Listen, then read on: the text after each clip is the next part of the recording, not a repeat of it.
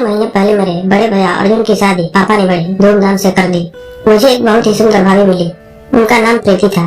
भाभी बहुत गजब की सुंदर थी। लंबी चौड़ी कद थी उनकी। उनको जब मैंने पहली बार देखा तो देखता ही रह गया। प्रीति भाभी बहुत अच्छी थी। वो मुझे बहुत प्यार करती थी। पता नहीं क्यों दोस्तों, मुझे इस बात का बार बार शक होता था कि मेरे पापा जो 45 साल के थे, मेरी प्रीति भाभी को बार बार डांटते रहते थे। जब भाभी नहाने के लिए आंगन में जाती थी तो पापा उनको अपने कमरे की खिड़की से छुप छुप कर देखा करते थे। मेरी माँ अब पहले की तरह जवान नहीं थी, इसीलिए अब पापा उनके तरफ ध्यान नहीं देते थे। पर पापा की जवानी अभी भी जवान लड़कों की तरह थी। हमारा घर बहुत छोटा था, कोई बाथरूम नहीं था, इसीलिए सब लोगों को नल के पास आंगन में ही नहाना पड़ता था। इसीलिए जवान भाभी को कोई घर का सदस्य देख न ले, इसीलिए भाभी सुबह 5 बजे उठकर नहाती थी। पर मेरे पापा भी सुबह 5 बजे जाग जाते थे और प्रीति भाभी को अपने कमरे की खिड़की से छुप छुप कर देखा करते थे। एक दिन तो गजब हो गया। जब भाभी नहा रही थी तभी अचानक पापा वहाँ पहुँच गए।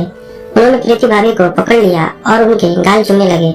मेरे उम्रदराज पापा ने भाभी को आंगन में ही पटक दिया और अपनी हवस का शिकार बनाने का प्रयास करने लगे।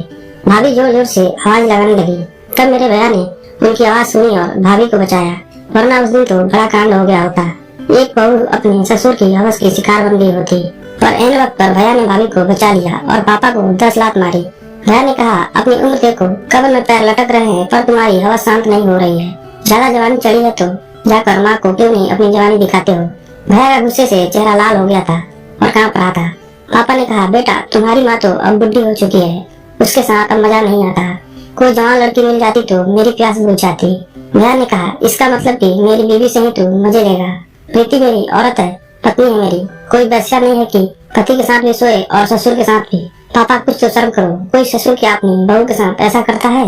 इस तरह से मेरे बड़े भैया ने पापा को खूब झाड़ा। 2 महीने तक पापा ने प्रीति भाभी के साथ कोई ऐसी वैसी हरकत नहीं की। पर अब घर में सब लोगों को लगने लगा कि पापा की नीयत प्रीति भाभी पर खराब है। बिल्ली को जब मौका मिलेगा तो दूध पी जाएगी। एक दिन घर पर पुलिस आई। बड़े भैया ने 10 लाख रुपए का लोन लिया था। जब उसको चुकाने का समय आया तो भैया चुका नहीं पाए।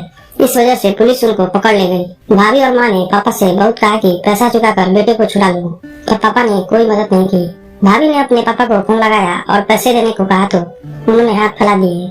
उसके बाद प्रीति भाभी मजबूर हो गई। शाम को भाभी जब मेरे ठरकी पापा को खाना देने गई तो रोने लगी। भाभी बोली, पापा जी प्लीज इनको जेल से छुड़ा लीजिए, प्लीज इनकी जमानत करवा दीजिए और पैसे भर दीजिए। प्लीज पापा, जो आप कहेंगे मैं करूंगी। प्रीति भाभी बोली और तेज तेज रोने लगी। पापा जान गए कि प्रीति का फायदा उठाने का इससे बढ़िया मौका उनको नहीं मिलेगा। पापा ने भाभी से धीरे से पूछा, मेरे साथ रात बिताओगी? भाभी ने कहा, ये आप क्या कह रहे हैं, मैं आपकी बहू हूँ।